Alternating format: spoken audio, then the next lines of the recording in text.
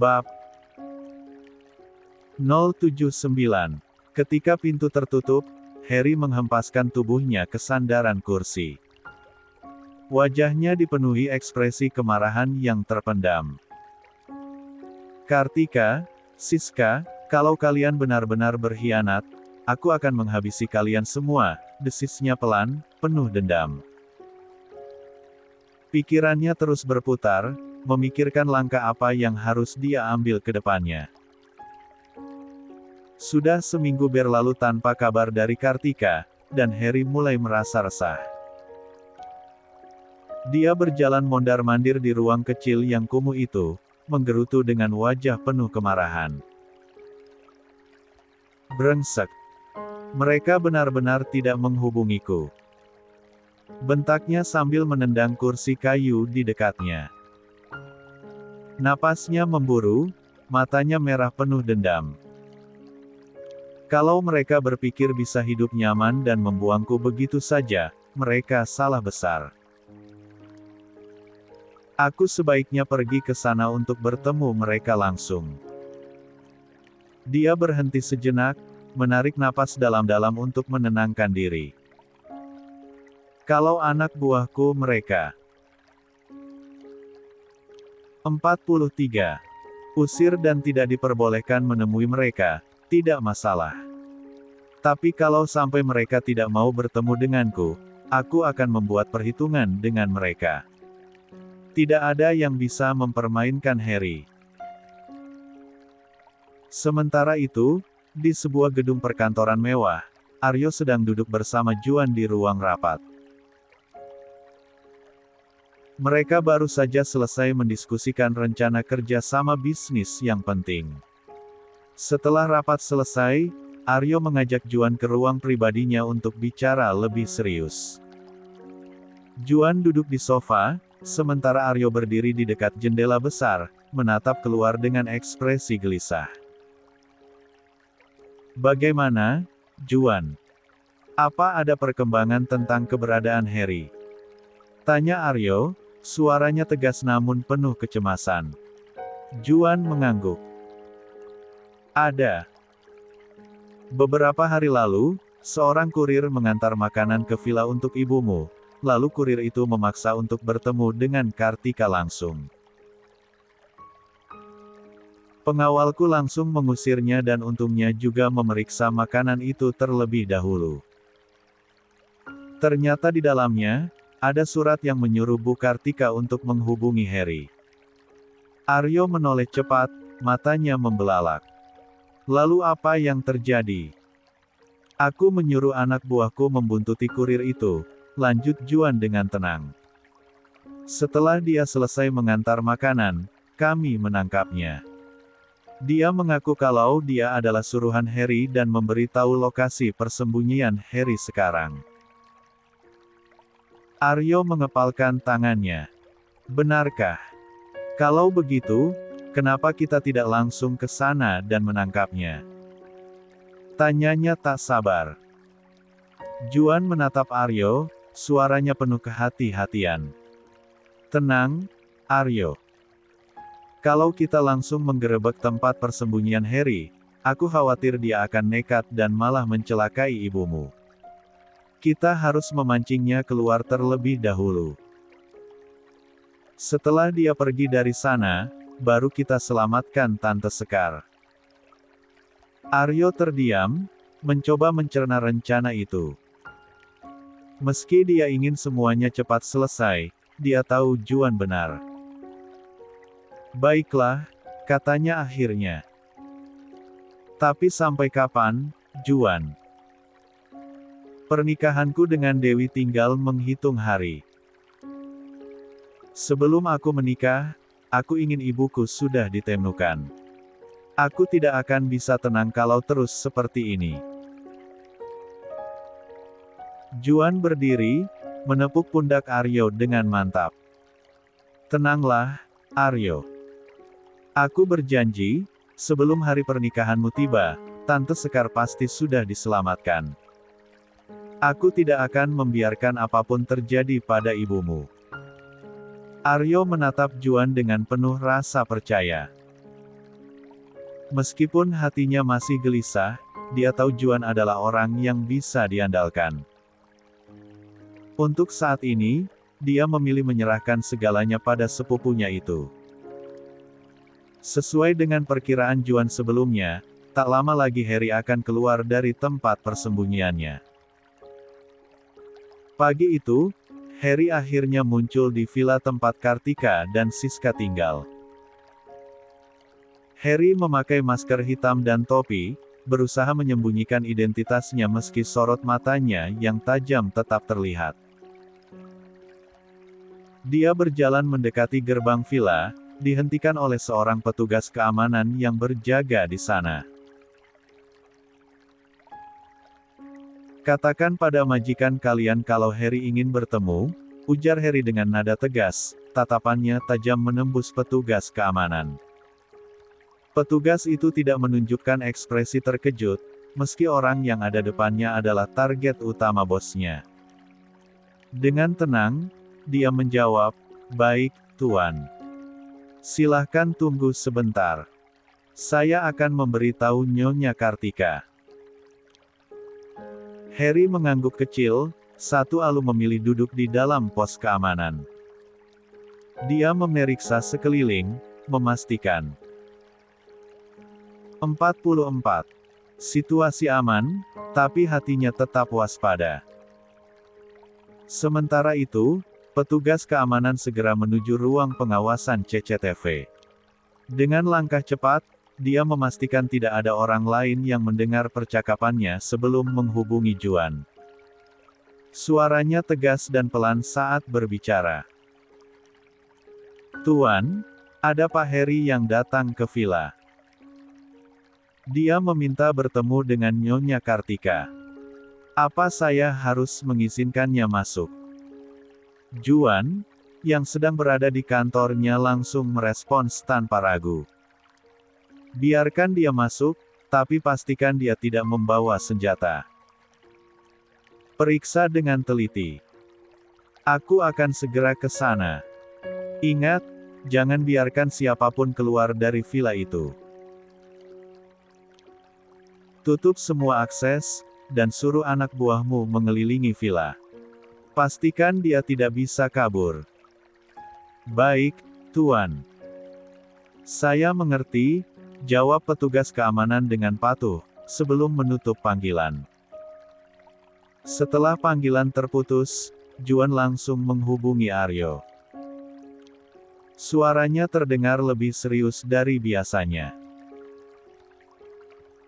"Aryo, ini waktunya. Suruh anak buahmu segera menuju lokasi yang aku berikan kemarin. Tempat itu adalah lokasi bus Sekar disekap. Aku akan mengurus Harry di villa, sekaligus memastikan Siska dan Kartika tidak akan bisa kabur." Aryo mendengarkan dengan saksama, tangannya mengepal di kemudi mobil. "Baik, Juan. Aku akan segera mengerahkan anak buahku untuk segera menuju lokasi yang kamu berikan." Saat Harry tiba di villa, Kartika langsung menyambutnya dengan senyum lebar. Dia melangkah cepat menghampiri Harry, memeluknya erat seperti melepas rindu. "Akhirnya kamu datang juga, Mas. Aku merindukanmu. Aku juga sudah bosan terus-terusan di villa ini selama seminggu," keluh Kartika dengan nada manja. Siska, yang duduk di sofa, ikut menimpali. "Iya, Ayah. Kami bosan dikurung di sini. Kenapa Ayah tidak memperbolehkan kami keluar dari villa ini? Percuma kami keluar dari penjara, kalau akhirnya dikurung lagi di sini," tambahnya dengan nada merajuk. Namun, respons Harry membuat mereka berdua terkejut. Dia melepaskan pelukan Kartika dengan cepat, ekspresinya berubah tegang. "Apa maksud kalian? Siapa yang mengurung kalian di sini? Dan ini, villa menilik siapa, Tika?" tanya Harry, matanya menatap tajam ke arah istrinya. Kartika terlihat bingung dengan pertanyaan Harry. Apa maksudmu, Mas? Kenapa bertanya seperti itu? Bukankah ini villa yang kamu siapkan untuk kami? Tanyanya sambil menatap Harry dengan tatapan tak percaya. Harry menggeleng, wajahnya semakin tegang. Tidak, Tika. Aku tidak pernah menyiapkan villa ini untuk kalian. Serunya dengan nada serius. Tunggu. Jadi para pengawal di depan itu bukan anak buahmu? Tanyanya lagi, suaranya semakin keras. Kartika terdiam, mencoba mencerna ucapan Harry. Kegelisahan mulai tampak di wajahnya. Kalau semua ini bukan kamu yang menyiapkannya, lalu siapa, Mas? Tanyanya dengan nada takut. Harry menggeleng pelan, matanya menyapu ruangan villa yang mewah itu. Aku tidak tahu, tapi ini tidak masuk akal. Aku harus tahu siapa yang sebenarnya memegang kendali di sini, gumamnya. Siska, yang sedari tadi hanya diam, mulai merasa gelisah. Dia menatap kedua orang tuanya yang terlihat sama-sama bingung dan cemas.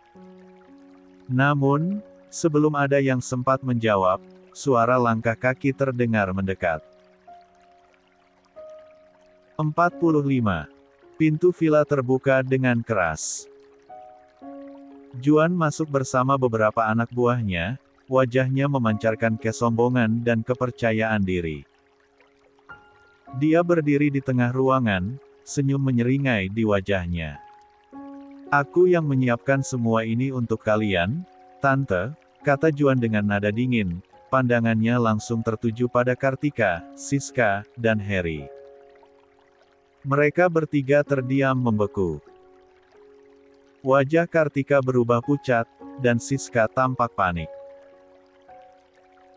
Harry, meski mencoba tetap tenang, tak bisa menyembunyikan kegelisahannya. Juan. Gumam Kartika, suaranya bergetar. Apa maksudmu? Kenapa kamu melakukan ini? Juan tersenyum lebih lebar, langkahnya mendekat perlahan. Kenapa?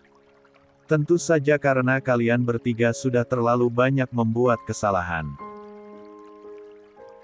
Aku hanya ingin memastikan semuanya berakhir dengan adil. Jangan khawatir, Tante, aku sudah menyiapkan semuanya dengan baik. Tidak ada yang akan bisa melarikan diri dari sini, ucapnya dengan nada sinis. Bu Kartika mengepalkan tangannya, berusaha mengendalikan amarahnya. Apa yang kau inginkan, Juan? Aku tidak pernah mengganggu hidupmu selama ini. Lalu kenapa kamu berbuat seperti ini padaku? Bentaknya. Juan hanya tertawa kecil. Oh, tentu saja ini bukan untukku, Tante. Tante Kartika dan Pak Harry punya peran besar dalam penderitaan Tante Sekar. Jadi, maaf, aku tidak bisa diam saja karena dia adalah tanteku. Dan apa kamu lupa, Tante, kalau Aryo adalah sepupuku? Jadi siapapun yang berani mengusiknya maka dia akan berhadapan denganku, jawabnya dingin. Namun bukannya takut, Harry justru tertawa terbahak-bahak, suaranya memenuhi ruangan, membuat semua orang terkejut. Kartika dan Siska menoleh bingung, sementara Juan dan anak buahnya hanya mengernyitkan dahi. Tawa Harry akhirnya mereda, dan dia menatap Juan dengan tatapan tajam penuh kesombongan. Kamu pikir kamu sudah menang, anak muda? Harry menyeringai. Kamu lupa satu hal penting Sekar ada dalam genggamanku. Sekali saja kamu mengusikku, detik itu juga anak buahku akan menghabisinya. Jadi, lebih baik sekarang kamu lepaskan kami, atau kamu akan menyesal. Seru Harry, suaranya penuh keangkuhan. Kartika dan Siska, yang tadinya ketakutan, kini tersenyum lega. Benar kata Harry, Juan, kata Kartika dengan nada pongah. Kalau kamu berani macam-macam dengan kami, Sekar akan langsung dihabisi. Lebih baik kamu siapkan uang tunai seperti yang Harry minta, lalu biarkan kami pergi dari negara ini. Setelah itu, Sekar akan kami lepaskan, tambahnya penuh percaya diri. Namun, alih-alih terlihat gentar, Juan malah terkekeh kecil. Dia menatap Harry dengan tatapan penuh ejekan. Benarkah? Kalau begitu, coba saja perintahkan anak buahmu untuk membunuh Tante Sekar. Apakah mereka mampu melakukannya atau tidak? Tantang Juan, senyum tipis menghiasi wajahnya. Harry menyipitkan matanya, merasa terganggu dengan ketenangan Juan. Apa maksudmu? Tentu saja mereka bisa menghabisi wanita lemah itu. Aku sudah memberi mereka instruksi. Kalau dalam setengah jam aku tidak menghubungi mereka, Sekar akan langsung dihabisi. Harry berkata penuh keyadewi sambil mengambil ponselnya. Harry lalu mencoba menghubungi anak buahnya, namun panggilan itu tak diangkat. Harry mencoba lagi, berkali-kali, tapi hasilnya sama. Tak ada satupun anak buahnya yang merespons. Wajah Harry mulai memucat, keringat dingin bercucuran di dahinya. Sialan! Apa yang terjadi? Gumam Harry dengan suara bergetar. Kartika, yang melihat perubahan ekspresi Harry, mulai khawatir. Ada apa, Mas? Kenapa anak buahmu tidak mengangkat telepon? Tanyanya dengan nada gelisah. Harry menggeleng panik. 46. Aku tidak tahu. Mereka tidak menjawab panggilanku. Jawabnya dengan suara tinggi, mencoba menyembunyikan ketakutan yang mulai merayapi dirinya. Juan tersenyum sinis, lalu mengeluarkan ponselnya. Dia menelepon seseorang sambil menatap Harry dengan tatapan penuh kemenangan. Johnny, bagaimana keadaan di sana? Tanyanya dengan tenang.